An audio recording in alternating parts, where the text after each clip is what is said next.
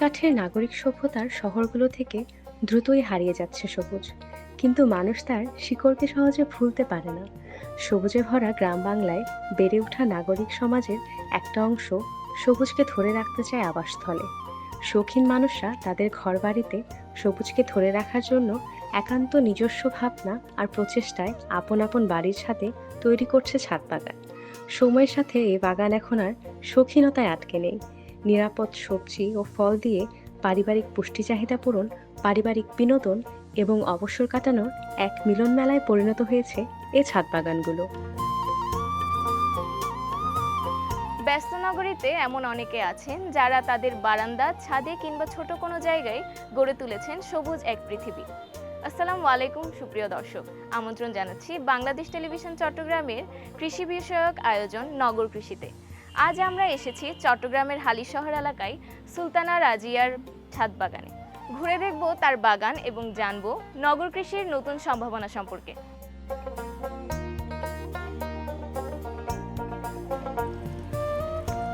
আসসালামু আলাইকুম আপু। ওয়ালাইকুম সালাম। কেমন আছেন আপু? আছি, আল্লাহর রহমতে ভালো আছি। প্রথমে আপু আপনার পরিচয় সম্পর্কে জানবো। আমার নাম হচ্ছে সুলতানা রাজিয়া, আমি পেশায় একজন শিক্ষিকা। আর আমি দুই বাচ্চার মাও পাশাপাশি। বাহ, আমি এসেছি আপনার বাগানটি খুব সুন্দর, ঘুরেছি। এখন আপনি আমাদের দর্শকদেরকে একটু বাগান ঘুরিয়ে দেখাবেন। আচ্ছা ঠিক আছে, আপনাকে দেখাচ্ছি। ধন্যবাদ আমার বাগানে আসার জন্য আপনাদেরকে। এটা আপনারা তো সবাই চেনেন, এটা হচ্ছে আমার 12 মাসি গোলাপের গাছ। আচ্ছা, 12 মাস? হ্যাঁ, 12 মাসি গোলাপ। এটাতে সব সময় আপনার ফুল থাকবে। ফুটেছে? হ্যাঁ, ফুল থাকবে, সব সময় ফুল থাকে। প্রতিটা ডালে ডালে ফুল ফুটে থাকে। তারপর এটা হচ্ছে টগর। এটা বর্ষাকালে বেশি ফুল হয়, বর্ষাকাল বসন্তকালে দুই কালে ওটার ফুল আসে বেশি। আচ্ছা, ফুলগুলো যথেষ্ট সুন্দর এবং সুগন্ধযুক্ত। এখনো ফুলের কুড়ি দেখা হ্যাঁ, যাচ্ছে। এই যে ফুল অনেক সুগন্ধযুক্ত ফুল। যদিও এটা আমি আরেকটু বড় টবে দিতে পারতাম, দিলে আরও বেশি বড় হতো, কিন্তু আমাদের এখানে এলাও না এত বেশি বড় গাছ, সেজন্য আমি পারছি না জিনিসটা আরেকটু বড় করতে। এই যে আমার এগুলো আপনারা চিনে থাকবেন, টক পাতা। এটার একটা হ্যাঁ। ফল হয় মনে হয়। হ্যাঁ হ্যাঁ, এই যে আমার এখানে ফল হচ্ছে অলরেডি, গুড়ি গুড়ি এটা ছোট ছোট ফল হচ্ছে। বেশ ঔষধি। হ্যাঁ, এটা ওষুধের পাশাপাশি আপনার ডায়াবেটিসের জন্য ভালো, হাই প্রেশারের জন্য ভালো। হ্যাঁ, এটার আপনার যদি প্রেশার বেশি হাই হয় তাহলে আপনি সাথে সাথে যদি 3-4টা পাতা এটা চিবিয়ে খেতে পারেন, তাহলে আপনার প্রেশারের সাথে সাথে আপনার ডাউন হয়ে যাবে। বাহ, খুব ডায়াবেটিসের জন্য কিন্তু উপকারী। আচ্ছা এটা ভর্তা করে খাওয়া যায়, রান্না করে খাওয়া যায়, যে কোনো উপায়ে আপনি খেতে পারবেন এটা। আচ্ছা। আর ফলটা হচ্ছে ফলটা রান্না করার কাজ। এটা আবার একটা সুন্দর একটি আছে, ফলটা আবার আমরা আচারও বানাই। আচ্ছা, আচার করে খাওয়া হ্যাঁ, যায়? আচার করে খাওয়া যায়। ফলটাও উপকারী, ফলটাও কিন্তু আমাদের এটা উপকারী। কি মাসে হয়? এটা আপনার তো এটা আপনার সবজির মতো তো আপনি সারা বছরই হয় এটা। এটা গাছ একবার থাকলে এটা গাছ আর মরে না। আচ্ছা, আপনি এই গাছ থেকে যদি আপনি এখান থেকে ডাল নিয়ে যদি আপনি আপনার চারা ইয়াতে লাগান, টবে লাগান, এটা তত দূরে আপনার বেঁচে যাবে এটা। এবং আমি এই 3টা ডাল, একদম ছোট ছোট 3টা ডাল লাগিয়েছি। বা এখন তো হ্যাঁ, সুন্দর। হ্যাঁ সুন্দর। এটা আমি অনেকবার রান্নাও করেছি বাসায়। আচ্ছা আচ্ছা অনেকবার রান্নাও করা হয়েছে। আচ্ছা, এরপর এই গাছটা সম্পর্কে এটা হচ্ছে লিটল স্টার ফুলের গাছ। এটা এটা একটা ফুলের গাছ। এটা আপনার এই সাদা সাদা ছোট ছোট স্টারের মতো ফুল হয়। আচ্ছা, এটা কি 12 মাস হয়? এটা 12 মাসে হয়ে, এই যে দেখেন কলি আসতেছে। আচ্ছা আচ্ছা, কলি আসছে। হ্যাঁ, কলি আসে। এটা যখন বর্ষাকাল থাকে তখন বেশি ফুল হয়। আচ্ছা আচ্ছা, বর্ষাকাল। হ্যাঁ, বর্ষাকাল বসন্তকালে হয়, আচ্ছা, বসন্তকালে এর ফুল পাশে আসে। একটা ছোট একটা গাছ দেখা যাচ্ছে। হ্যাঁ, এটা হচ্ছে পুঁই শাক। আচ্ছা আচ্ছা, পুঁই শাক। হ্যাঁ, পুঁই শাক। বাহ। আর এটা হচ্ছে আপনার দীপ্তলুচি। এই দীপ্তলুচিটা হচ্ছে আপনার চুলের জন্য ভালো। ও আচ্ছা আচ্ছা। আপনি এই লুচি পাতা রস করে আপনি তেলের সাথে মিক্স করে চুলে লাগাবেন, তারপর আধা ঘন্টা পরে যদি শ্যাম্পু করে ফেলেন, আপনার চুল জর্জর একদম সুন্দর হবে, কালো হবে। আচ্ছা আচ্ছা এটা হচ্ছে আপনার ঢেঁড়স গাছ। আচ্ছা, এটা আর বড় হচ্ছে না। আর এদিকে একটা দেখেন, এখানে ছোট্ট একটা এই যে গাছ হয়েছে। এটা হচ্ছে অনেক ওষুধি গাছ, যেটাকে আমরা চট্টগ্রামের ভাষায় এই গন্ধবাদালি বলি। আচ্ছা, গন্ধভাদালি। হ্যাঁ, আচ্ছা আচ্ছা। গন্ধবাদালি বলি। এই জিনিসটা আমি নিয়েছিলাম। আসলে ছাদ বাগান করতে বেশি টাকার প্রয়োজন হয় না, কিন্তু আমি এই জিনিসটা একটা বাসার সামনে থেকে পেয়েছিলাম। ছোট্ট একটা শুধু লতা ছিঁড়ে আমি এনেছিলাম। আচ্ছা, আমার ওখান থেকে গাছ হ্যাঁ, হয়ে গেছে। গাছ হয়েছে। এই যে মরিচ গাছ, আমার এখানে প্রায় 5-6টা মরিচ গাছ ছিল, আস্তে আস্তে দেখি মরে যাচ্ছে। আচ্ছা, এগুলো হচ্ছে, এগুলো তো চিনেন, এগুলো পুদিনা। পুদিনা পাতা হ্যাঁ, আপনি শরবতে শরবতও খেতে সালাদ পারবেন, করে। সালাদও খেতে পারবেন। আচ্ছা এটা পুদিনা। এটা হচ্ছে ড্রাগন ফল। আচ্ছা, ড্রাগন হ্যাঁ, ফলের গাছ। ড্রাগন ফলের ছাড়া আমি প্রায় করোনার আগে আমি একটা ছোট ড্রাগন নিয়েছিলাম, ডাল নিয়েছিলাম আমার এক ভাইয়ের থেকে। আচ্ছা। হ্যাঁ, ওখান থেকে আমি এটা 3টা। কখন ফলনটা পাওয়া যায়? এটা আপনার এই যে জ্যৈষ্ঠ মাসে, এই যে জুন জুলাইয়ের আগে করে। জুন জুলাই করে। হ্যাঁ, ওটা আপনার ড্রাগন কিন্তু 2বার ধরে। আচ্ছা, 2বার ধরে বছরে? হ্যাঁ, বছরে 2বার ধরে আচ্ছা। ড্রাগন। আর এটা হচ্ছে ড্রাগনের পাশাপাশি পুঁই শাক। এটা আমার পেয়ারা গাছ, যদিও অনেক বড় হয়েছিল, আমি কেটে ফেলেছিলাম। আমাকে আসলে বাসা থেকে করেছিল, দারোয়ান এসে বলেছিল যে মানে বেশি বড় গাছ রাখা যাবে না, তো আমি কেটে দিয়েছিলাম। এটা অনেক বড় হয়েছিল পুদিনা, এই এখানে পেয়ারা গাছ। দেখতে পাচ্ছি মেহেদি পাতা। পাতার গাছ। হ্যাঁ, মেহেদি পাতা আমার অনেক শখের গাছ, মেহেদি আচ্ছা, পাতা। শখের গাছ। হ্যাঁ, আসলেই শখের গাছ, সুন্দর, চুলের জন্য খুব হ্যাঁ, উপকারী। মেহেদি গাছ। আমার 2টা মেহেদি গাছ লাগিয়েছি আমি এখানে। এই মেহেদি গাছও কিন্তু আপনাকে লাগাতে হয় না, ঢাল ভেঙে এনে আপনি টবের মধ্যে দিয়ে দিলে কিন্তু হয়ে যায়। গাছটা শুধু একটু হয়ে সামান্য একটু পরিচর্যা, বেশি পরিচর্যা করতে হয় না। এই যে মরিচ গাছ, আমার কিন্তু আমার বাসায় মেম্বার হিসেবে কিন্তু মরিচ গাছ আমার কিন্তু যথেষ্ট হয়। আচ্ছা, মরিচে কিন্তু আমার কিনা লাগে না আসলে। মরিচ দেখা যাচ্ছে। কয় রকমের মরিচ আছে আপনার আমার কাছে? এখানে আগে আপনার সুরমা মরিচ ছিল, সুরমা মরিচটা মরে গেছে।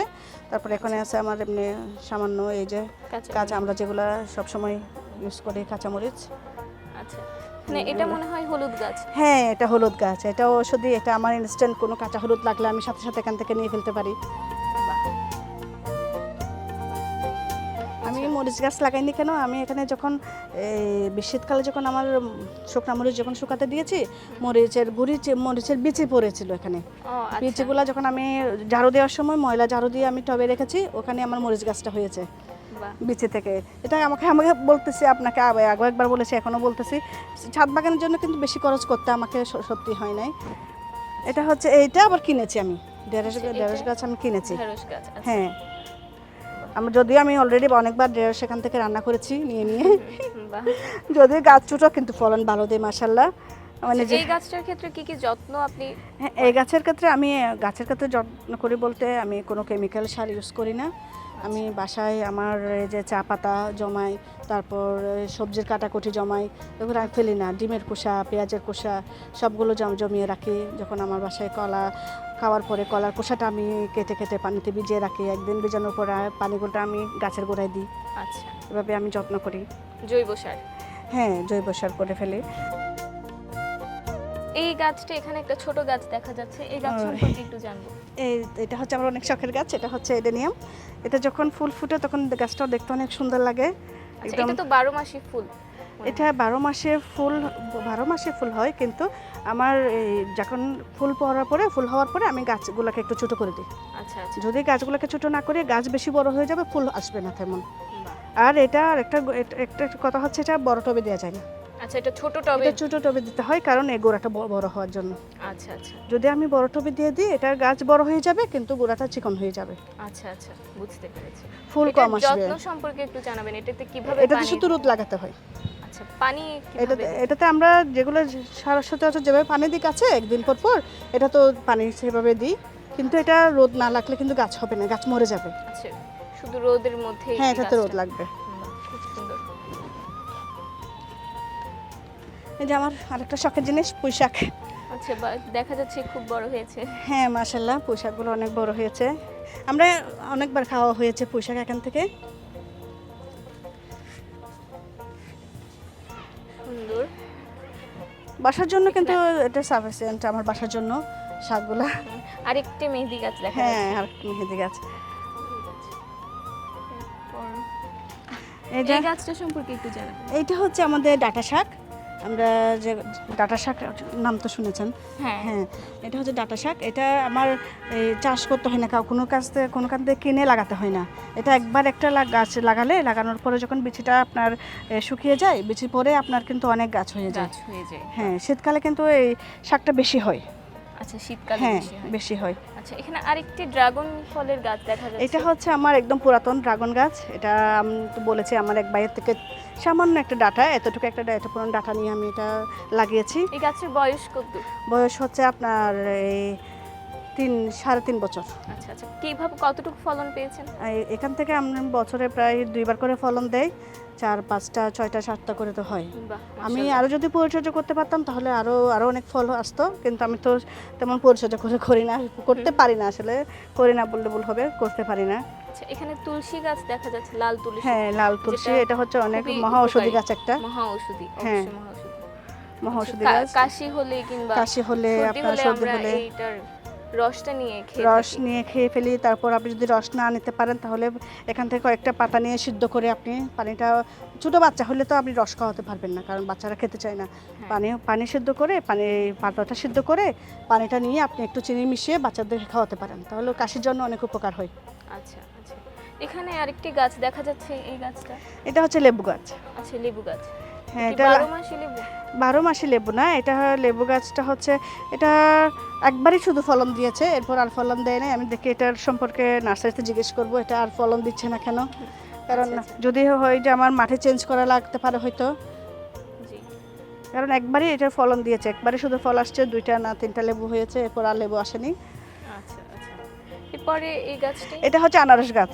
আচ্ছা, আনারস গাছ। হ্যাঁ, এটাতে আমাদের আনারস হয়েছে, আনারস আমরা খেয়েছি, এখন আবারও মনে হয় আল্লাহর রহমত করলে আবারও আনারস হতে এটা পারে। কিভাবে লাগানো হয়? এটা লাগানো হয়েছে, আর একবার বাজারের থেকে আনারস আনা হয়েছে, পরে উপরের জুটি যেটা ছিল ওটা আমি ফেলে না দিয়ে লেগে দিলাম, আমি লাগাই নাই অবশ্য, আমার শাশুড়ি লাগিয়ে দিয়েছে আমাকে। আচ্ছা, এটা বেগুন গাছ। হ্যাঁ, এটা বেগুন, এটার ফলন হয়েছে এবং বর্তমানে আমার বাসায় রান্না করাও আছে এটার থেকে বেগুন। আচ্ছা আচ্ছা, ফলনও হয়েছে। হ্যাঁ, ফলন গাছটি হয়েছে। ছোট তবে হ্যাঁ, বড়। গাছ ছোট কিন্তু ফলন হয়েছে। আচ্ছা, বাবা, আবার মাশাআল্লাহ আবার সামনে আরো আসবে। অবশ্যই।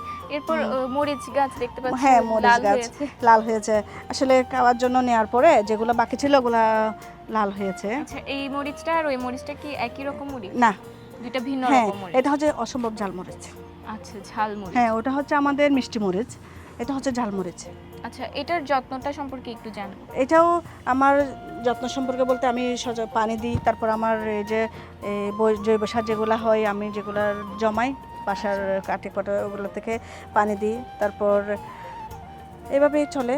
এখানে দেখতে পাচ্ছি গোলাপ ফুটেছে, খুব সুন্দর। হ্যাঁ, এখানে আমার গোলাপগুলো আল্লাহর রহমতে সারা বছরই ফোটে, 12 মাসি গোলাপ। 12 মাসি গোলাপ। একটাই গাছ আছে না, গোলাপের? গোলাপের 2টা গাছ। দুইটা গাছ হ্যাঁ, আছে। ওর দিকে একটা গাছ আছে, আচ্ছা, আর এখানে 3টা ছিল, আরেকটা গাছ আরেকটা দেখা যাচ্ছে, এটা হচ্ছে তরুলতা, তরুলতা। আচ্ছা যেটা আমরা গেট ফুল বলে থাকি সবসময়। আচ্ছা। হ্যাঁ, এটা গেট ফুল বলা হয়ে থাকে, কিন্তু এটার নাম হচ্ছে তরুলতা। এটা ফুলের পাশাপাশি কিন্তু এটা ঔষধি গাছও। বাহ। এরপরে এখানে আরেকটা গাছ দেখা যাচ্ছে। এটা হচ্ছে আমার স্নেক প্ল্যান্ট। এটা আমার যতগুলা গাছ আপনি দেখতে পাচ্ছেন সবার থেকে বয়স্ক গাছও এবং উপকারী গাছও, আচ্ছা আচ্ছা। কারণ এখানে আপনি যতগুলো গাছ দেখতে পাচ্ছেন সবগুলো গাছ কিন্তু রাত্রে, আমরা যখন রাত্রে সবাই ঘুমাই আমরা নিঃশ্বাস নিই, কিন্তু গাছ রাত্রে ঘুমানোর পর গাছের খুব কম সংখ্যক গাছই নিঃশ্বাস নেই, তার মধ্যে একটা গাছ হচ্ছে স্নেক প্ল্যান্ট। আচ্ছা। ওটা আপনার ঘুমের মধ্যেও নিঃশ্বাস নেবে আপনি, যেটা আমার পরিবেশের জন্য অত্যন্ত উপকারী একটা অক্সিজেন, যেটা আমরা এক্সপ্ল্যান্ট থেকে পেয়ে থাকি। জি। এদিকে আছে এটা সফেদা গাছ, এটাও লাগানো হয়েছে। আচ্ছা, চারা। হ্যাঁ হ্যাঁ, এখানে দেখেন আমার সফেদা গাছের এখানে, ফল দেখা যাচ্ছে। হ্যাঁ, ফল দেখা যাচ্ছে। সুন্দর। এখানে আছে আবার তিতে করলা, এটা হচ্ছে তিত করলা, যেটা আমরা খেয়ে থাকি, এখনো ছোট অবশ্য। আচ্ছা, তিত করলা গাছের পরিকল্পনা, এটা তিত করলা গাছের যত্ন সম্পর্কে জানো? যত্ন সম্পর্কে বলতে, এটা আমরা ইয়া থেকে কেনা হয়েছে, এই নার্সারি থেকে কিনে লাগানো হয়েছে। এটাতে আপনার যত্ন বলতে, এটাতে কিন্তু যখন একটু বড় হবে আপনাকে এটা বেড়ে ওঠার জন্য আপনাকে জিনিস দিতে হবে, যেমন এখানে এই যে এখানে কিছু লতা পাতা লাগাই দেওয়া হয়েছে যাতে লতাগুলো বেড়ে উঠতে পারে। বেড়ে উঠতে হ্যাঁ, পারে। যত বেশি বড় হবে আপনার ফলন তত বেশি আসবে। এখানে আছে কলা গাছ, তারপর হচ্ছে অ্যালোভেরা তো আপনারা চিনেন।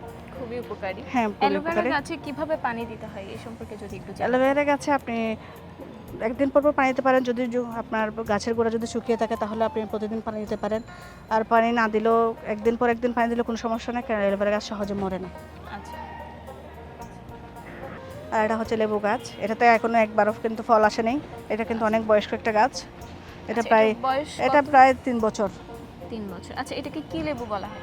এটা আমাকে বাতাবি লেবু বলেছিল। আচ্ছা, বাতাবি লেবু। হ্যাঁ, আচ্ছা আচ্ছা। যখন আমি কিনেছিলাম নার্সারি থেকে আমাকে বলেছে বাতাবি লেবু, কিন্তু আমি ফল যদি হাতে পেতাম তাহলে বুঝতাম, কিন্তু এটা ফলটা হাতে পাইনি এখনো। আচ্ছা, এটাও পেঁপে গাছ, আর এটা হচ্ছে আমাদের পাথরকুচি। পাথরকুচি। হ্যাঁ, এই পাতাটা দেখেন, এটা হচ্ছে পাথরকুচি। উপকারী গাছ। হ্যাঁ, তুলসী পাতার মতো এটাও কিন্তু অনেক উপকারী। আপনার কফ সর্দি কাশির জন্য এটা কিন্তু অনেক উপকারী। এই পাতার রসও কিন্তু আপনি যদি তেতলা করে রস একটু গরম করে মধু দিয়ে লেবু দিয়ে খাওয়ান তাহলে বাচ্চাদের জন্য অনেক উপকারী। বাচ্চা কি বলেন বুড়া বলেন সবার জন্য উপকারী আচ্ছা এই গাছটা। আচ্ছা, আপনার বাগান তো ঘুরে দেখলাম, চলুন এবার বসে কিছুক্ষণ কথা বলি। আচ্ছা, চলো।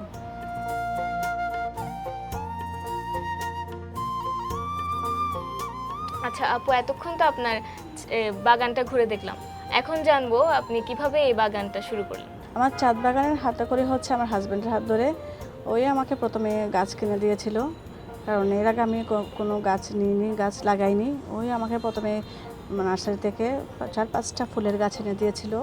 তারপর আমাকে বলেছিল, আমি তোমাকে কিনে দিয়েছি, এবার তুমি তোমার মতো করে সাজাও। এরপরে আমি আমার নিজের উদ্যোগে এগুলা করেছি। আচ্ছা, এখন তো শীতকাল প্রায় চলে এসেছে, এই শীতকালে কিভাবে যত্ন নিতে হবে সেটা যদি একটু জানাতে। শীতকাল যখন আসছে আমি এখন গাছের যত্ন নিব। যদি গাছের গোড়ায় পানি না থাকে তাহলে আমি পানি দিব, আর যদি দেখি যে পানি রয়ে গেছে, পানি শুকাচ্ছে না, তাহলে আমি গাছগুলোকে রোদে এনে দিই যাতে পানিটা শুকায়। কারণ যদি আবার পানিটা না শুকায় তাহলে গাছের গোড়া পচে যাবে, গাছ মরে যেতে পারে। আর যখন বেশি শুকিয়ে যায় তখন আমি আবার ওগুলোকে গোড়া আলগা করে দিই, মাটি আলগা করে দিই, খুঁড়ে হাতল দিয়ে করে মাটিগুলো আলগা করে দিই যাতে ওরা পানি নিষ্কাশন করতে পারে, পানি নিতে পারে। এভাবে যত্ন নিই শীতকালে। আচ্ছা আপু, এতদিন তো বর্ষা ছিল, এর আগে প্রচণ্ড গরম পড়েছে, এই বর্ষা এবং গরমে আপনি কিভাবে আপনার গাছের যত্ন নিয়েছিলেন সে সম্পর্কে একটু জানাবেন। যখন বর্ষাকাল ছিল তখন আমার গাছে আসলে পানি দিতে হয় নাই, অনেক পানি ছিল বর্ষাকালের কারণে, বৃষ্টির কারণে। তখন আমি কী করতাম, যখন রোদ আসতো গাছগুলোকে সবসময় রোদে রাখার চেষ্টা করতাম যাতে রোদের মধ্যে পানিটা শুকায়। আর যখন বেশি গরম পড়েছে তখন আমি গাছগুলোকে বেশি রোদ না লাগার জন্য যতটুকু পারি গাছকে আমি ছায়ায় নিয়ে গিয়েছিলাম, ছায়াতে রেখেছি। আবার যখন সন্ধ্যার দিকে যখন রোদ কমে গেছে আবার আমি গাছের জায়গায় এনে দিয়েছি যাতে ওরা সকালবেলা রোদটা পায় গাছ। আবার প্রচুর রোদ যখন পড়ে তখন আমি এসে কষ্ট করে একটু গাছগুলোকে আমি ছায়ায় নিয়ে যাই। গ্রীষ্মকালে আমি গাছে প্রতিদিন বিকেলে পানি দিই, সকালের দিকে পানি দেওয়া হয় না, কারণ সকালে আমি আসলে বাসায় থাকি না। বিকেলের দিকে আমি প্রতিদিনই পানি দিতে হয়। যদি আমি একদিন পানি না দিই তারপর দিন এসে দেখি আমার গাছগুলো শুকিয়ে গেছে, গাছের গোড়া শুকিয়ে যায়, গাছ মরে যাওয়ার সম্ভাবনা থাকে। আমি প্রতিদিন বিকেলে পানি দিই। আচ্ছা, আপনার এই বাগানে ঘুরছিলাম, তখন আপনি বললেন যে আপনার অনেক শাক সবজি আপনি নিজের হাতে করেছেন, রান্না করেছেন, এগুলো কিন্তু একদম ফরমালিন মুক্ত, এই বিষয়টি আপনি কিভাবে নিচ্ছেন? ছাদ বাগানে আমার শাকসবজি চাষ করাটা মূলত এই কারণে যাতে আমরা বাজার থেকে যে শাকসবজিগুলো খাই ফরমালিন যুক্ত থাকে। আমি যখন গাছে লাগাই, এখানে আমার ছাদ বাগানে লাগাই, তখন সম্পূর্ণ ফরমালিন মুক্ত আমি সবজি পাই, যেটা আমার জন্য আমার পরিবারের জন্য অত্যন্ত উপকারী। এটাই আমাকে বেশি উদ্বুদ্ধ করেছে ছাদ বাগানে আমার শাকসবজি লাগানোতে। বিভিন্ন ঋতুতে দেখা যায় গাছে অনেক রকম পোকামাকড় আক্রমণ করে, বিশেষ করে বর্ষাকালে, সেই ক্ষেত্রে আপনি গাছের যত্ন কিভাবে নেন? গাছের সবচেয়ে বড় শত্রু হচ্ছে আপনার মিলিবাগ, যেটা ছোট ছোট সাদা সাদা পোকা, আর তারপর হচ্ছে পাতা কুঁচকে যাওয়া। এই দুইটা রোগের জন্যই আমি কেমিক্যাল কোনো সার ইউজ করি না, কেমিক্যাল কোনো ওষুধ ইউজ করি না।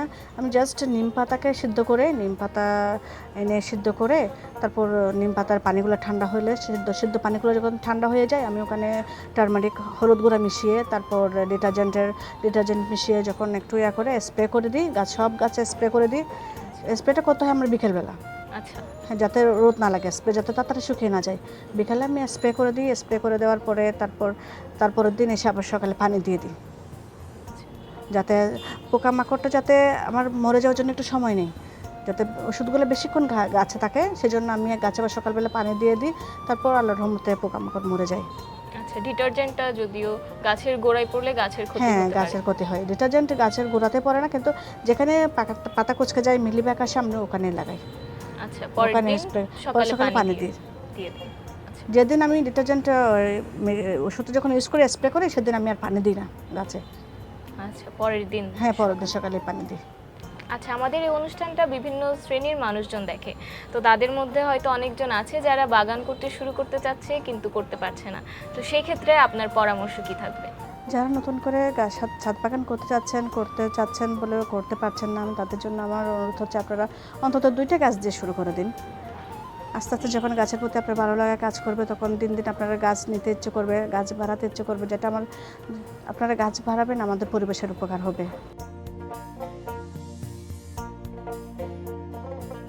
প্রিয় দর্শক, এতক্ষণ ঘুরলাম সুন্দর একটি ছাদ বাগান এবং জানলাম নগর কৃষির নতুন সম্ভাবনা সম্পর্কে। এমনই কোনো বাগান নিয়ে আপনাদের সামনে হাজির হব নতুন একটি পর্বে। সেই পর্যন্ত ভালো থাকুন, সুস্থ থাকুন, বাংলাদেশ টেলিভিশন চট্টগ্রামের সাথেই থাকুন। খোদা হাফেজ।